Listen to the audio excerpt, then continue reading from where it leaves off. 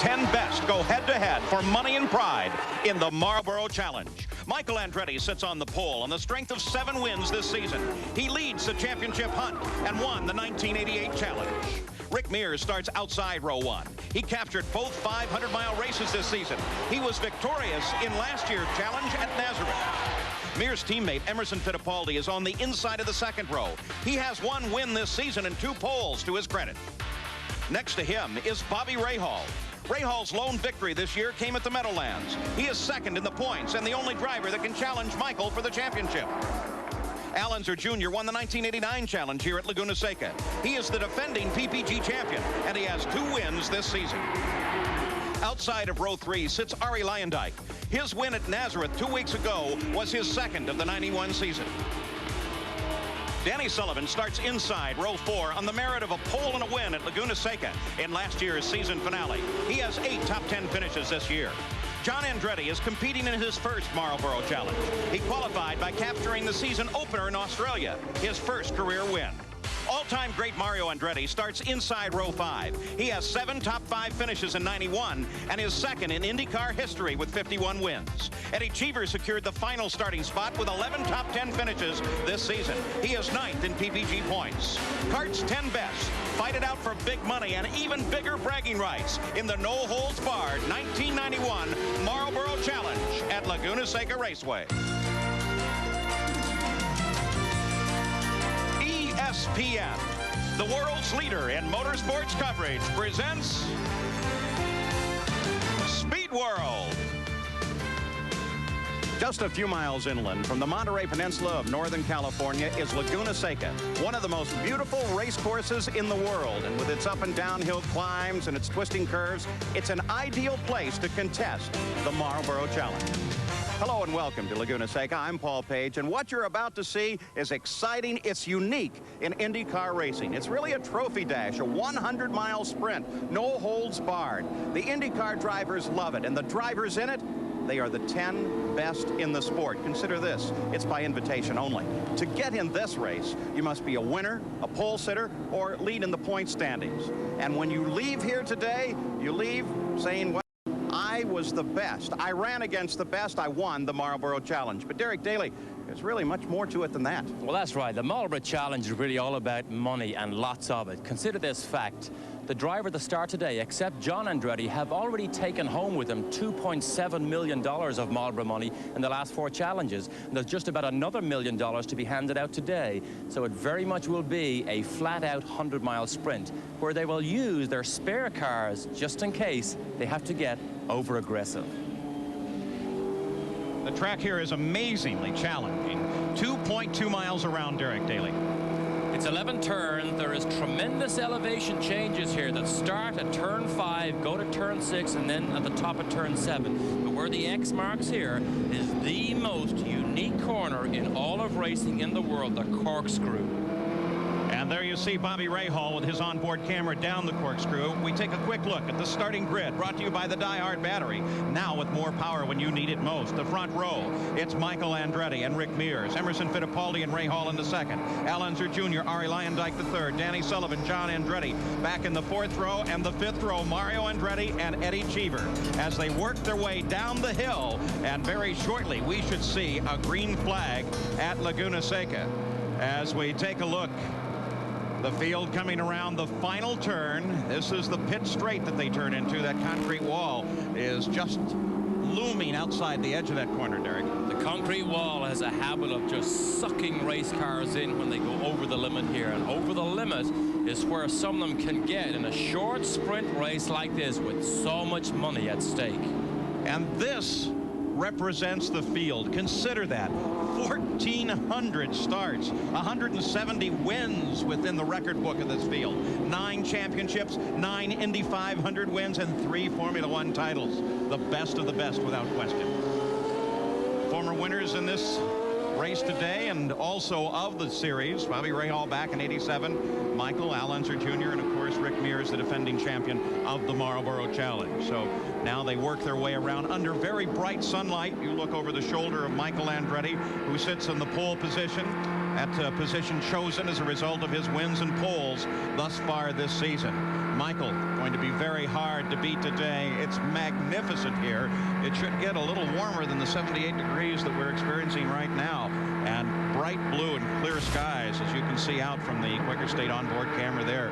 The PPG pace car sits just ahead as they climb up toward the top of the hill, and one of the most interesting turns in the sport. And it really is the top of the hill. Just look at that pace car lead these cars so very slowly, heating up those tires. Drivers thinking about how I can get a jump, how can I get an advantage. Now Michael Andretti, as we saw from his in-car, look at the drop here. This is the corkscrew corner, the most unique turn in all of racing. But we saw a great in-car camera shot of Michael Andretti, a clear road. That's what he wants, that's what he needs, and it is a big advantage.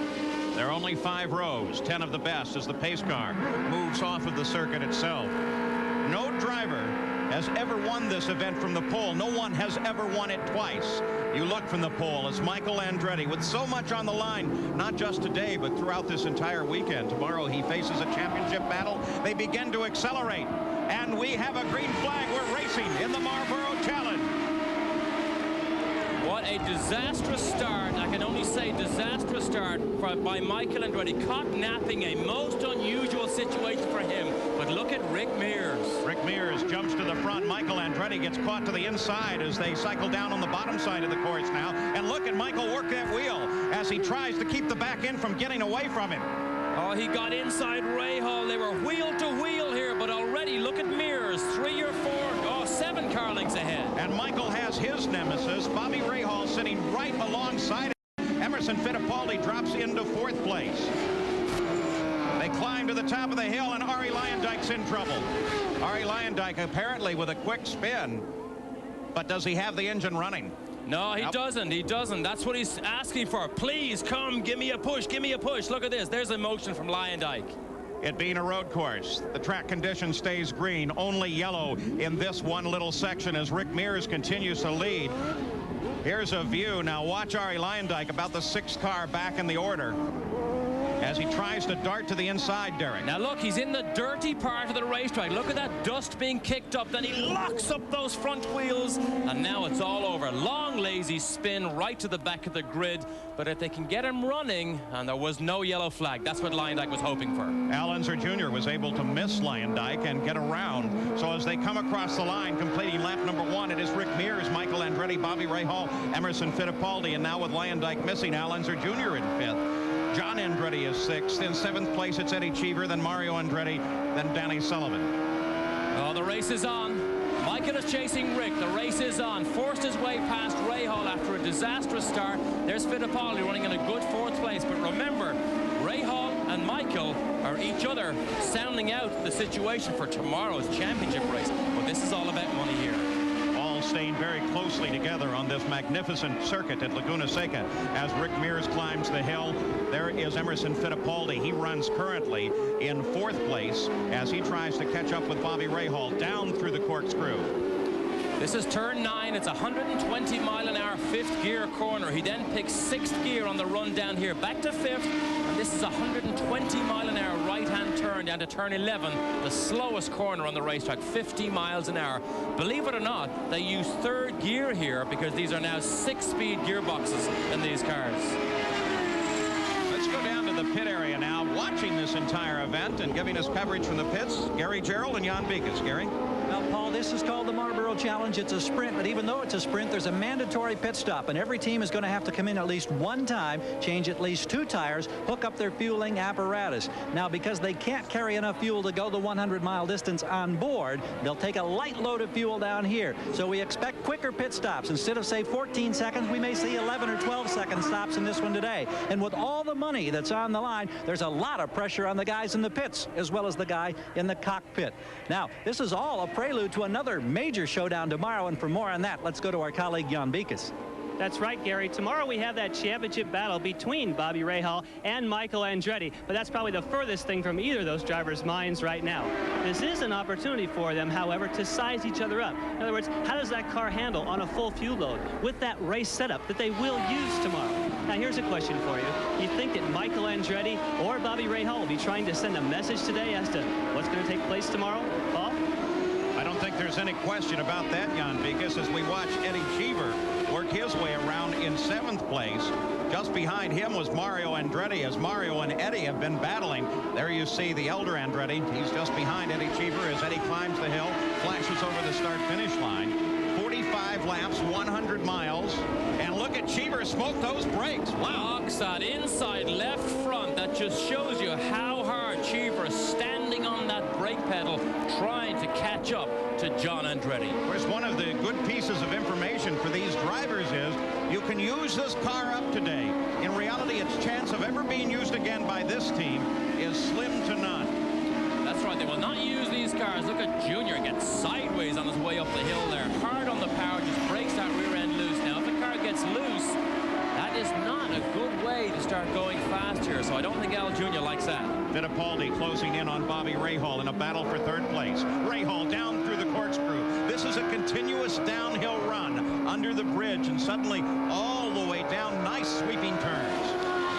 Bumpy as they go down here too. Now a little dab on the brakes and then down to the inside. But look at Fittipaldi under braking. Fittipaldi comes to the inside, tries to get Rahal, but it's a very tight, can be very dangerous turn. And Rahal cuts Fittipaldi off. The battle for 3rd continues.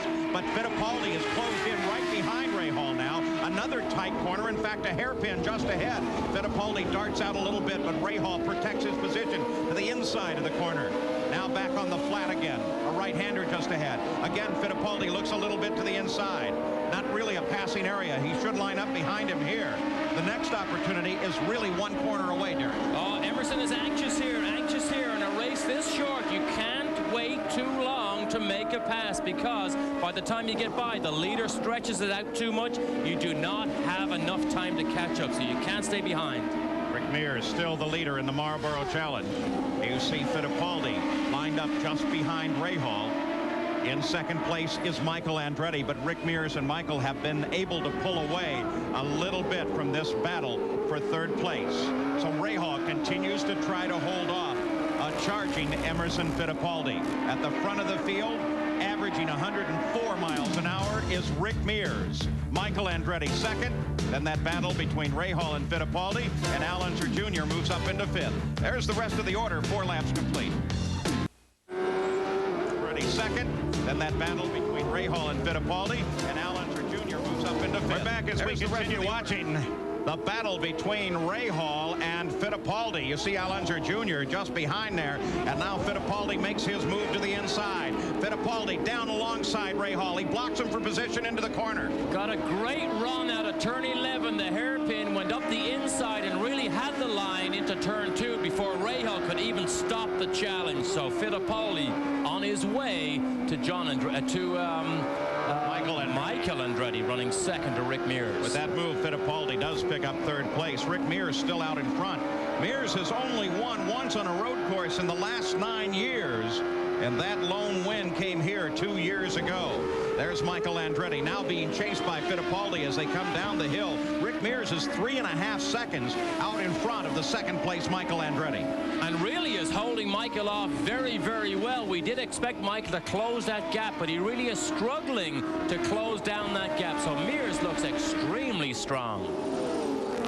There's Al Unser Jr. He rides just behind Rahal in 5th place, and now trying to close Rahal. 2 teammates involved in a battle here. Al Unser Jr. was in the points fight until just 2 races ago, but no longer is he in the points fight. But the man that he teams with, that sits just in front of him at the moment, thinks not only of today, but tomorrow's race, which will determine the PPG Championship for the 1991 season. And of course, you'll see coverage of that right here on ESPN. But for the moment, take a look at this. Here is Mario Andretti trying to get around Eddie Cheever. They were up and battling a few moments ago. They're back at it once again. It's a fight for 7th place. This is the new infield section, turn 5th gear corner, turn 4, but Mario all over Cheever, but Cheever knows how to drive defensively. He's done it in the past. Now this is the elevation. This is where it starts. Look at this long uphill drag up through the gearbox. This is a 5th gear corner here, turn 6. Now look at the elevation changes. Now the mountain climb really starts. This track is used not only for Indy cars, but back in April, it it's used for the Grand Prix motorcycles, and the motorcycles look for a little wider safety margins off the edge of the race course. They're not riding with much protection. And so look at Mario as he drops the right side off the track in his continued pursuit of Cheever. But that's why you see these long runoff areas as Mario comes inside Cheever, gets him under braking in the very tough turn 11. And look at Cheever as he throws it sideways in a desperate attempt to stay right with Mario. I'm so surprised Mario pulled off that move, but look at Cheever's Cheever. going to do it again. Cheever tries to get inside Mario under braking, but Mario protects the corner and stays in place. Great racing. This is what the Marlboro Challenge is all about, but Mario made a huge lunge down at turn 11, did manage to get the pass made, but Cheever didn't hang up. The wheel spin we saw was when he really kicks that turbocharger in, lays down black rubber, but Mario held the position. 8 laps are now complete for the leader, Rick Mears. 45 laps the scheduled distance here in the Marlboro Challenge. No points on the line here. The cars don't matter. All that matters is that you try and win this run. Look what we have here. Emerson has caught Michael. We spoke about Michael struggling to catch Rick. Now the Penske's obviously showing that they're very, very well sorted. So Michael is about to have his hands and his mirrors and everything he needs filled with the problems Emerson are about to give him. If you're talking about money, there's another little incentive here, Derek Daly. The fastest lap in this race is worth $20,000 to the driver that turns it. Thus far, it's been Emerson Fittipaldi at 106.5 miles an hour. Next closest has been Rick Mears at 106.2. So you're looking over Michael Andretti's onboard camera. Let's go back, because the key moment thus far has really been the start of this race, where Rick Mears got a nice jump. Exactly. There is such an advantage to lead a race like this. Now look at Rick Mears behind Michael. Gets the jump beside Michael, gets the jump and drags Rahal around the outside with him. The key move, you're right, Paul, of the race so far. And Michael Andretti was able to get the inside line on Rahal through this section of the course. And there you see the two of them as they were battling. Rick Mears had the line. And look at the two of them. As Michael, he didn't get into him, but again, as he shifted up, he washed the back end of that car. And finally, Michael was able to get past Bobby Rahal and pick up the second place. So now you ride with the second place, Michael Andretti. Rick Mears is about 4 seconds ahead and pulling away from this field. Emerson Fittipaldi is the fastest car so far.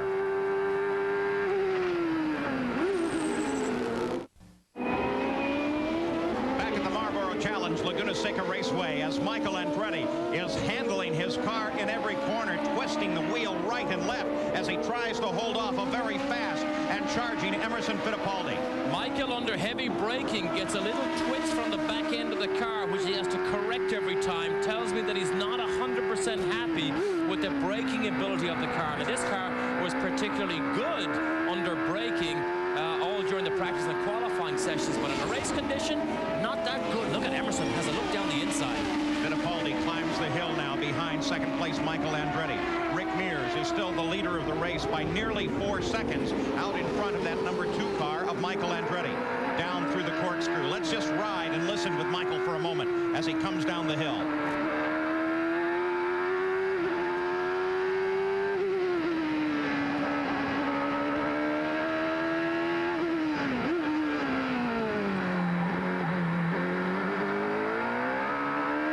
Slams it down through the gears and is now crossing the start-finish line on the pit straight. Has his hands full. We can't quite see in his mirror, but every time he looks in there, Emerson gets larger and larger every time, particularly under heavy braking at turn 2 right here.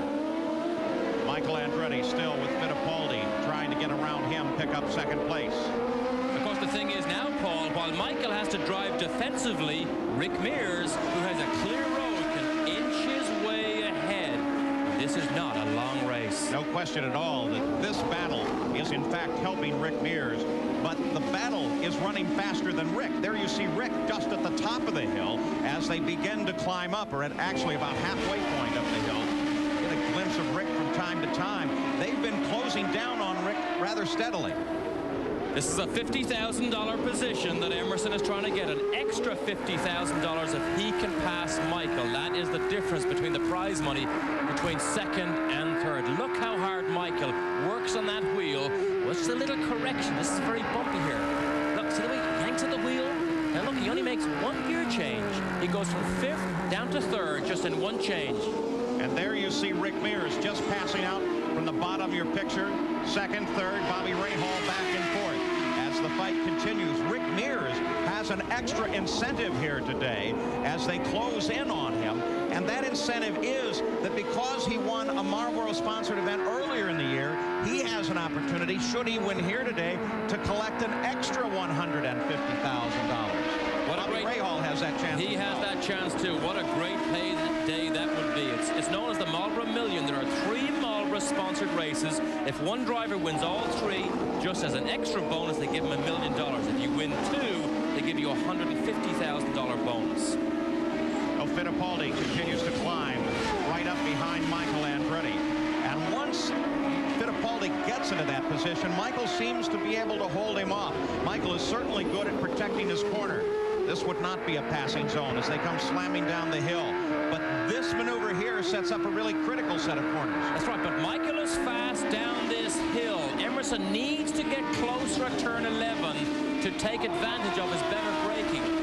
He needs to close it up here. He needs to be very close to Michael down this front straight because he can really brake a lot better at turn 2, but I don't think he's close enough here. Now, Fittipaldi darted out and had a look to the inside, but Michael commands the corner going down to this hairpin. But once again, look under braking. Here is Fittipaldi closing right in behind Michael Andretti. They come off the corner. Michael a little better acceleration. For Michael Andretti, winning the points championship tomorrow is his #1 priority. He says that this Marlboro Challenge is just for the fun of racing. No question. I mean, the Marlboro Challenge is, definitely a secondary thing for us because of what's happening this weekend.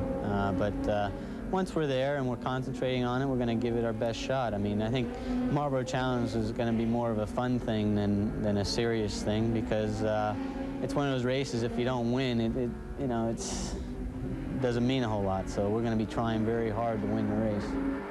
Derek, you've driven in the challenge, and in one sense what Michael says is correct. It doesn't mean a lot because it doesn't figure into the overall portfolio, but it's a fun sprint. That's right, and let me tell you, the extra money you can win here by winning the race can buy you a nice house or 2 or 3 nice cars. So Michael Andretti still runs in 2nd place. Is this a projection of what may in fact happen tomorrow? Remember, in the final race of the season, you'll see it right here on ESPN. It is not only a race to see who wins, but there is no question the championship will be decided tomorrow. The man in the #2 car, Michael Andretti, leads Bobby Rahal in the points, but it could be a most interesting afternoon. Bobby Rahal is right behind this battle. We occasionally get a glimpse of him as well as he runs in 4th place, but the fight is this one between Michael and Emerson Fittipaldi, as Rick Mears has been able now to pull out a little bit and is back to 4.5 seconds ahead of the 2nd place Michael Andretti. Michael Andretti using all the road and all his skills and all his knowledge to hold off Emerson because Emerson is just a little bit faster. This is the uphill rise. Look at the sky. That's all you see. Now watch Michael when he turns left here. Bang, hits that inside curve. Bang, hits that outside curve. Michael uses everything possible, but this car is not as good as he would like. Let's have a look in slow motion here. Watch what he does. Hits the inside curve. Bang, bounces off that. Now watch what he does with these wheels. Look, track isn't wide enough. Bang, drive right up over that curve. Now they're lightly loaded wheels on the inside, but if you do that too often, you can definitely cause a mechanical failure. Now Rick Mears is out in front after 16 laps are complete, and the fight continues between Michael and Emerson Fittipaldi. Arie Luyendyk is still at the back trying to make up lost time from his early spin.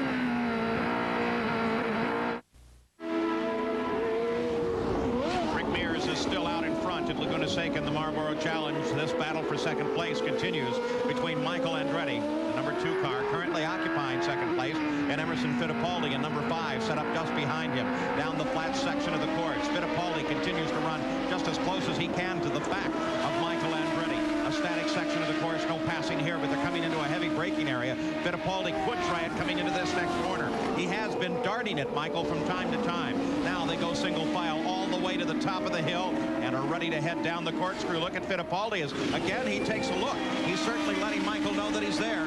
Little peek down the keep the pressure cooker turned up on Michael. Emerson speaks 5 different languages. I wonder what he's saying right now, or what language he's saying to them, because he has the hard job to do. Catching somebody is one thing. Passing them is a totally different thing. And when you speak of what language, you're talking to man and the person of Fittipaldi that speaks 9 languages and 5 of them fluently. Now, this is where he needs to close up. This is the slowest corner on the racetrack. But look what happens when Michael, he can draw away. There's the leader of the race, Rick Mears, car number 3. He just ran his fastest lap thus far at 106.3 miles an hour and has stretched his lead. Look at that, out to 5.7 seconds. Let's go down to the pits and Jan Beekes.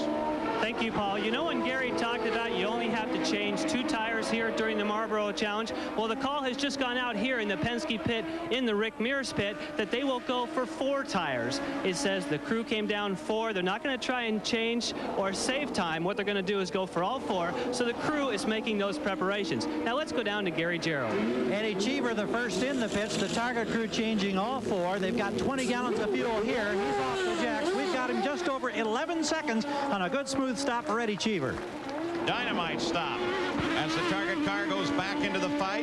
The Chip Ganassi-owned car, 12.35 seconds, the official timing on that stop.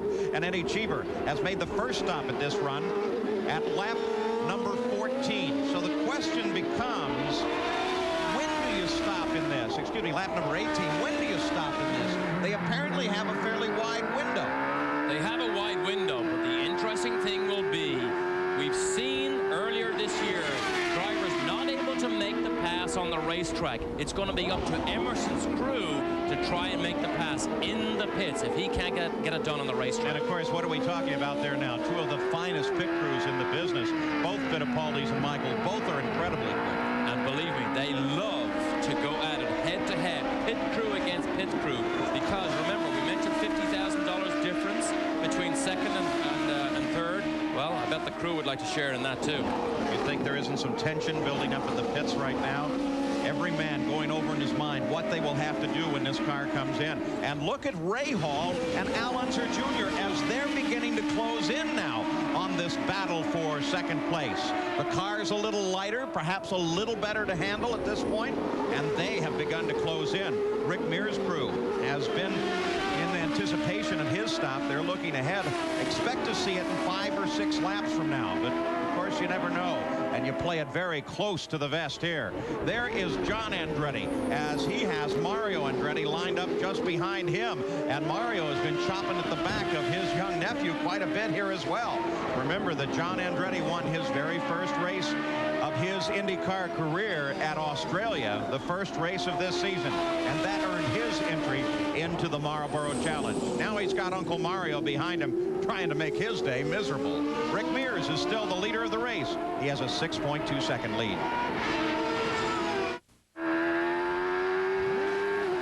Back at the Marlboro Challenge in Laguna Seca, Emerson Fittipaldi breaks off his fight and heads for the pits. The Penske team is working on the car now. Rick Reineman on the right front of the car has that tire changed already. They have 4 tires changed on the car. It's refueled. And in 11 seconds, Emerson Fittipaldi is away and back into the fight. The black tracks he leaves as he accelerates up that hill away from his pits gives you an idea of the aggression they have to display getting out of these pits, because on an uphill rise, you can easily stall that engine. And both Rick Mears and Emerson Fittipaldi have elected to the last 2 pit positions. The Penske team is well up the hill, and so because of that, it's even more precarious trying to get out of their pits than some of the others. Mario Andretti tries inside of John Andretti. John has nothing to do with it, slams the door on him. Risky move. Came from a long way back. We saw him successfully do that to Cheever earlier on, but he was a long way back from John. But look what happened. He actually lost because he was out of line when he realized he couldn't make the turn. He was actually way too tight, so lost a lot to John. And of course, on a road circuit, that's part of the problem. You can line up for lap after lap after lap, and then if you miss your chance, it really throws you. Absolutely puts you lap after lap behind again. But however, it's catch up again. Mario has to chew away. Inches is all he can catch John. Inches at a time, not big gobs. How frustrating is that in the cockpit? When you've done that, said, here's my chance. Look at Mario as he drives it off the racetrack, trying to keep up with young John, and then realizes what you do apparently during the maneuver. Well, that's the problem. You don't know when to make that maneuver. It can be risky. He tried it all there and lost it, but Rahal now still managing to hold off teammate Al Jr. Al Jr. lined up just behind Bobby Rahal in a battle for third place. Michael Andretti, after the stop by Emerson Fittipaldi, sits in second. Rick Mears is still the leader. Remember, they have not stopped. Fittipaldi has stopped. Eddie Cheever has stopped. The rest of this field still running at full chat on the circuit. And we have 23 laps into the record book. So we're right beyond the halfway point now. You look the Quaker State onboard camera over Bobby Rahal's right shoulder. And he looks ahead to Michael Andretti and tries to close. I don't think Michael can stay out too much longer because remember, Emerson is on fresh tires. So the laps he's doing now, he's on fresh tires, and I think probably gaining on Michael in the overall scheme of things. Now, the rules of this race would have required that they change 2 tires, not 4. Was that a good move for Emil? Well, they felt they could change 4 just as fast as they can change 2. That's why they made the decision. Well, they changed 4 and got the pit stop done, refueled in 11 seconds. And as you suggested time and time again, fuel is really the determining factor in the stop. And believe me, the scary time is coming when Mears comes in. He has dominated the event so far. Now he's going to put the whole race into the palm of his crew's hand. That is a harum-scarum time, too, of the crew. Well, Rick Mears has continued his domination of this event. About 7 seconds now ahead of the second place Michael Andretti. Bobby Rahal third, Al Unser Jr. fourth. They have not stopped, nor has the 5th place John Andretti. Then Mario Andretti, then Emerson Fittipaldi, who has stopped, then Danny Sullivan, who has not, and Eddie Cheever, who has stopped. Ari Lyondike continues to run in 10th place. Emerson follows Mario. Doesn't have to make a pass because he knows Mario is going to go to the pit lane. Doesn't have to pass John. He's going to go to the pit lane. That's the easiest way to pass. But Emerson will be anxious to get by because he doesn't want to get held up. 24 laps complete now, 45 laps, the scheduled distance, right at 100 miles. Emerson Fittipaldi still holds the fastest lap of the race at 106.54 miles an hour, set very early on. And that, of course, if it remains the fastest lap, as look at him, come around Mario Andretti, that will be worth $20,000 for that fastest lap alone. Looked easy there, didn't it? Remember, he's heavier because he's got more fuel on board, but those nice fresh tires. Mario again kicks up that dust on the outside of that turn, but Emerson made that look easy. It's a warm day here, sun beating down on all of this track, no cloud cover at all. How much of a difference will that make on these tires? How long will they live?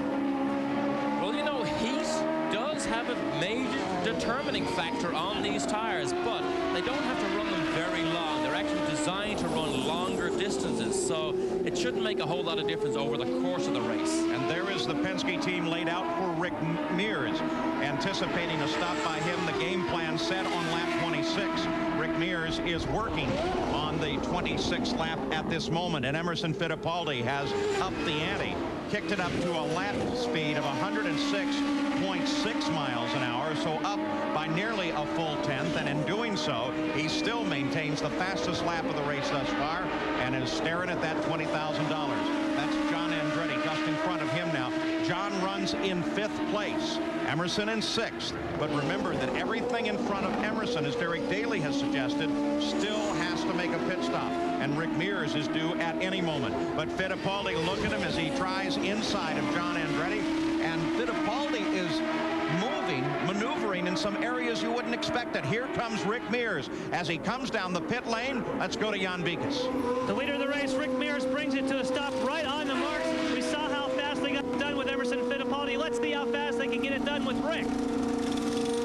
All the fuel is in. We can see that they've got all the fuel into the car. He has to go uphill. He's out of here. Let's go to Gary Gerald. Bobby Rahal and Al Unser Jr. are both in. Rahal leaves just under 12 seconds. 4 tires for each. There's little Al gone. It was fuel and fresh rubber all the way around for both of the Gallus Craco cars. Bobby Rahal in and out as well. Some lightning fast stops. There comes John Andretti past Rahal, and there's Fittipaldi as they close in as Rahal comes out of the pits. A very important piece of positioning for Fittipaldi as he was able to beat him. Now look at Fittipaldi as he comes around John Andretti once again. That fight continues. Great shots from the in-car camera, but Emerson on those fresh tires did not actually get much of an advantage, because we see Rahal during the pit stops, I think, has actually managed to close up. All things remaining unchanged now. Everyone who has stopped should go to the finish. So now Michael is one of our leaders that still has to stop. He's now behind Rahal. Now that's Mario behind Rahal. So Mario still has to make his stop. And then Al Unser Jr., you see him just back behind Mario. Remember that the Newman-Haas crew, remember, for example, at Elkhart Lake, they seem to have been very good at stretching the fuel mileage very far. They're good at precision and knowing how far those cars can go. Michael Andretti, of course, picked up the lead of the race when Rick Mears made his stop. And we wait for Michael Andretti to make a stop. We wait for John Andretti to stop. We also wait for Mario. The order now is Michael, Rick Mears, Bobby Rahal, John Andretti, and Emerson Fittipaldi. Back inside Michael. He knows he's not the fastest man here today. He has to depend on the pit work to try and help him. But I think he's too far behind to make up the critical positions. I don't see him bounce over that curb on the inside. And then he slides all the way out over the white line onto that dust and dirt on the outside of that long uphill run. Michael Andretti makes that left-hand turn down through the corkscrew. His crew waits at the bottom of the hill on pit lane for a stop, potentially at the end of this lap. He had, as he crossed the line, 16.3 seconds on Rick Mears. Michael Andretti decides, no, I'm going to stay out for another one. The yellow flag would do me good here, though. I'm sure he's thinking that, because all the possible strategies do play into it. But the key to it is Emerson got in and got out, and Rick got in and got out without any trouble. So that's going to make Michael's job even harder. It would seem like Michael and Mario both are taking a chance in running this far, but that's something else that's unique about the challenge. You can run that chance without suffering anything other than the loss here. You can take a chance. The rule states you must make a pit stop, but after 10 laps. Otherwise, you can do whatever you like. The Pioneer Race recap as of 22 laps. That's in reality 6 laps ago when Rick was the leader. John Andretti comes into the pits now. Michael Andretti is the leader at this moment, trying to put as much distance as he can between himself and the second place car of Rick Mears. John Andretti came into the pits running in 7th place and now roars back into the action.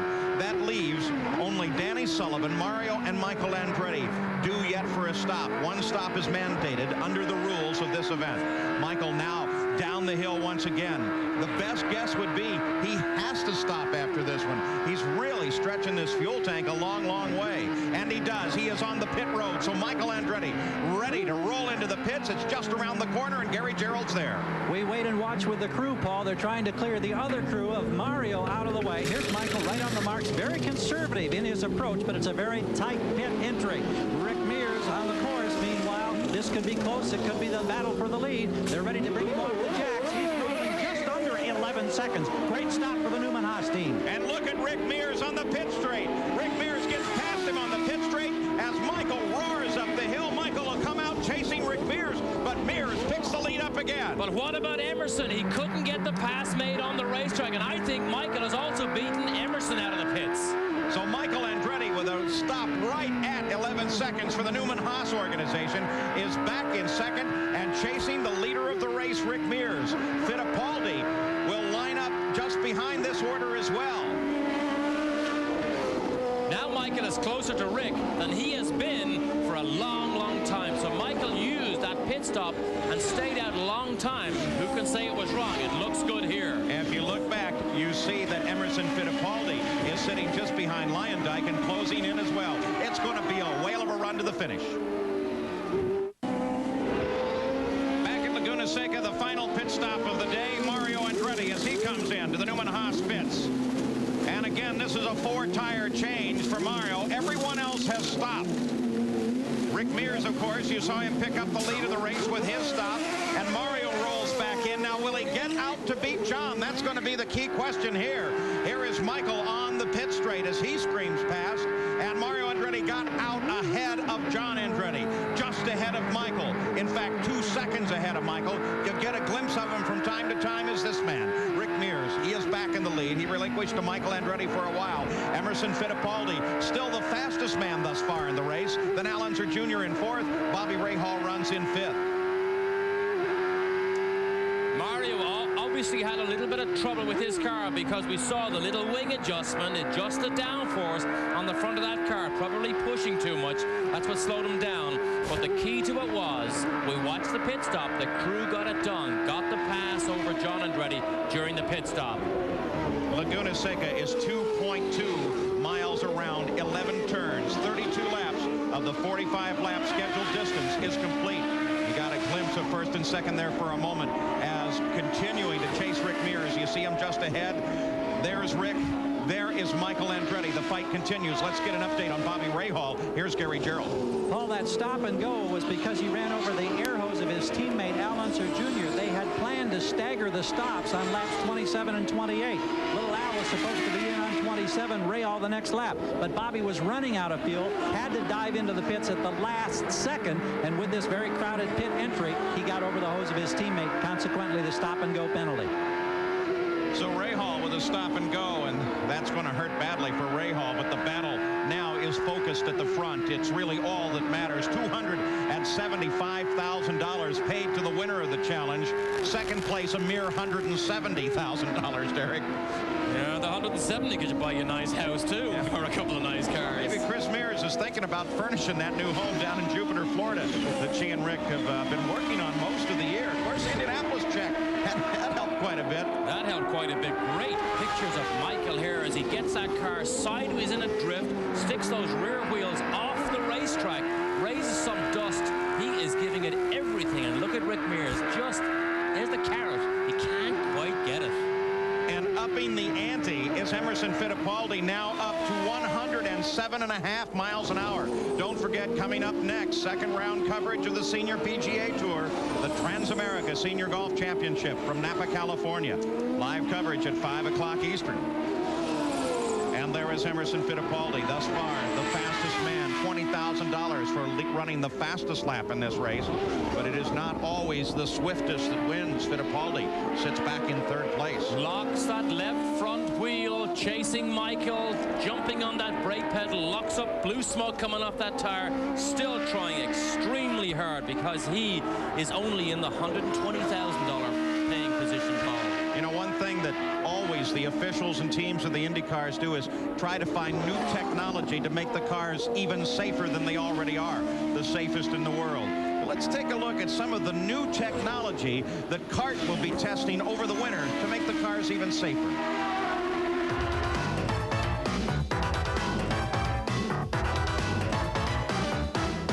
This Track Fact is brought to you by Quaker State. The Big Q is one tough motor oil.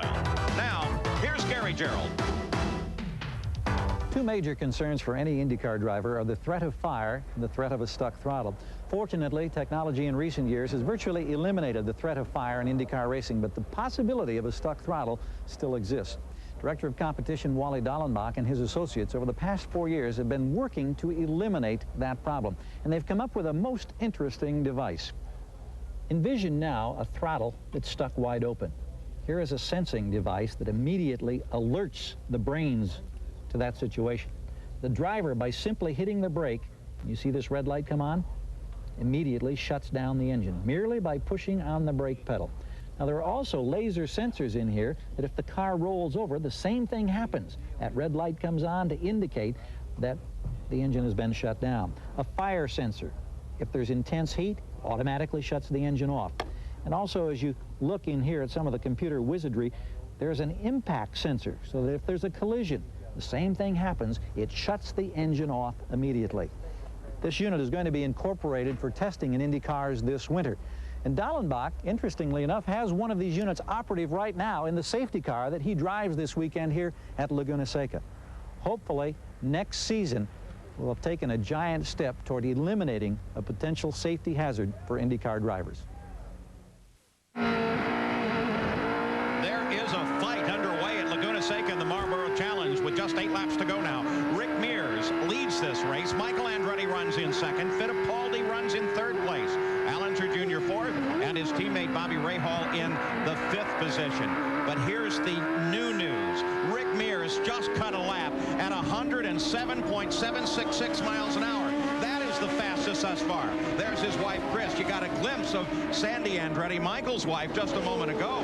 Michael ran a lap at 107.752 miles an hour. In other words, the fastest lap of this race, which is held by Rick Mears, is only separated by 1/100th of a second. Now watch here. This is where we saw Michael very fast earlier against Emerson Fittipaldi. He actually closes up. There's Rick on the corner of the picture there. He closes up here. But Rick, from here on in, just draws out enough of a breathing space to give him comfort. Rick is still controlling the race. But look at Michael. Look how close he gets. Michael Andretti trying to close down on Rick. He's not in a position to battle Rick at the moment. He's simply trying to get position. But he is also running out of time now with just 7 laps to go. There's Rick Mears, the number 3 car. He has won the Marlboro Challenge before. If he wins it today, he will become the first man in history to score 2 wins at the Marlboro Challenge. And remember, there's another $150,000 incentive line on the line for Rick Mears, owing to his win at the Marlboro 500 at Michigan. Danny Sullivan slowing down on the course is the report. There he is, the number 20 car. Sullivan not really in this contest. He's running in 9th place right now. The battle continues to be at the front of the field, and there is a mere 1.8-second separation. Ari Luyendyk comes up the hill to pass Danny Sullivan and move up a position, but Ari spun right on the first lap and so has been well back behind this field throughout the entire run. Here is where it matters. Michael Andretti now trying to look at him. Look at it. The back end came around. Michael had to snatch the wind right and left just to try to keep that car under control. In the pits, there's no question about the tension that is there. So Rick Mears now 1.7 seconds. It doesn't matter in the least what that lead is on this course. All it would take is the slightest wrong twist of a wheel, and Rick would relinquish over to Michael. What will happen? The finish is coming up. Well, there's the rocket, Rick Mears at Laguna Seca, and there is Michael Andretti just behind him and trying desperately to close in. Michael climbs the hill behind Rick Mears. We're now in the closing laps with just about 4.5 laps to go to the checkered flag.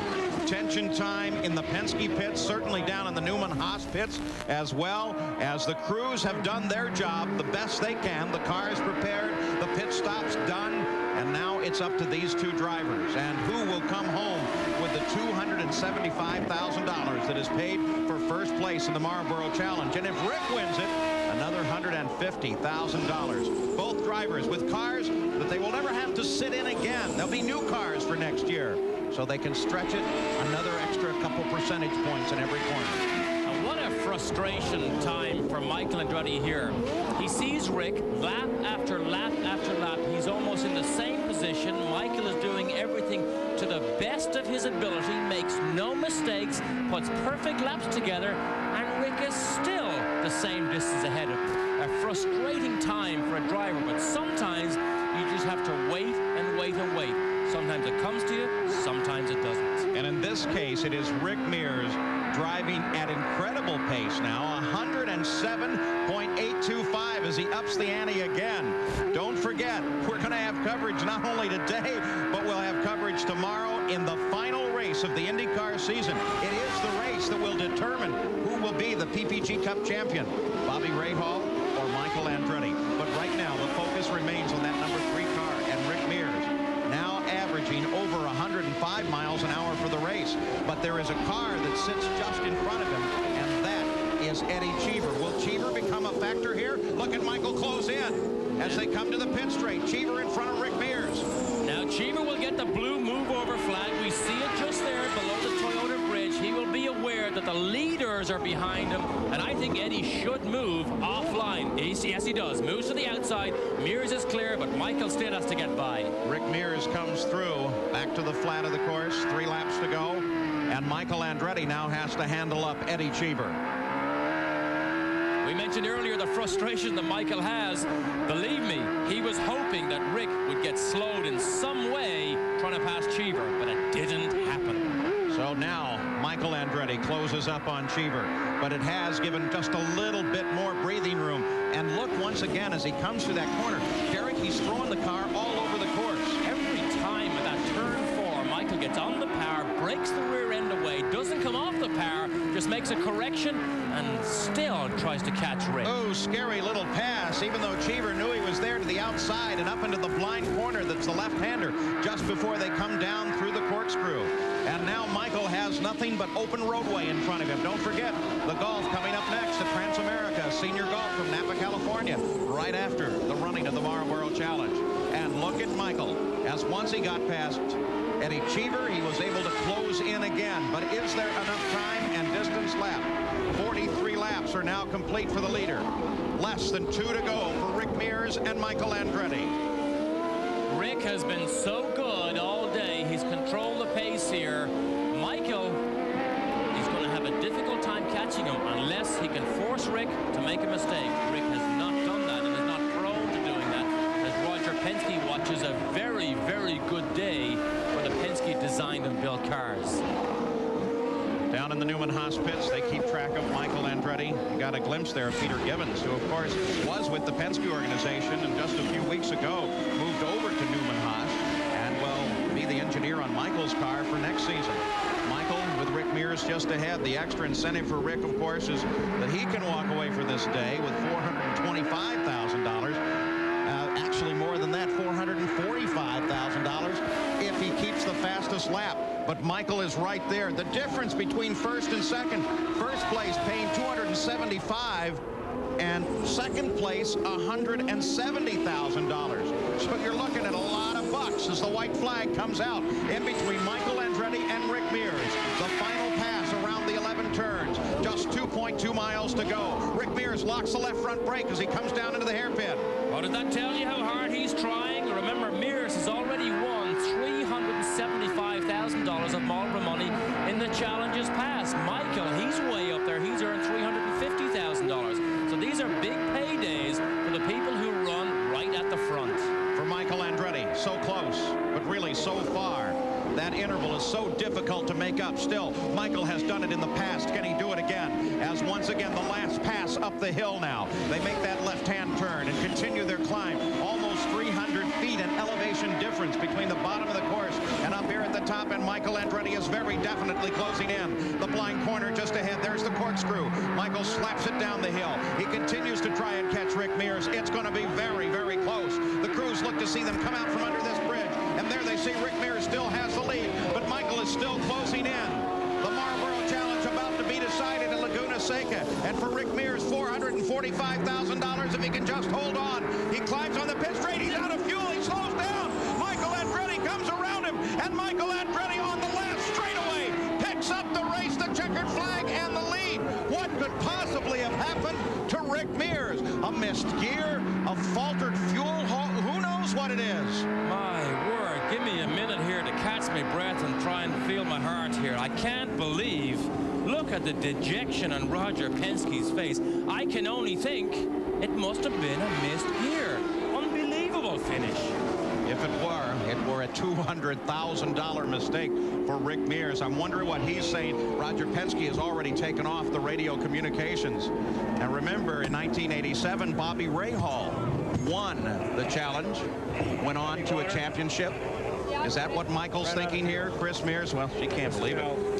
We said it earlier, Paul. It will be difficult for Michael to win this race unless Rick makes a mistake.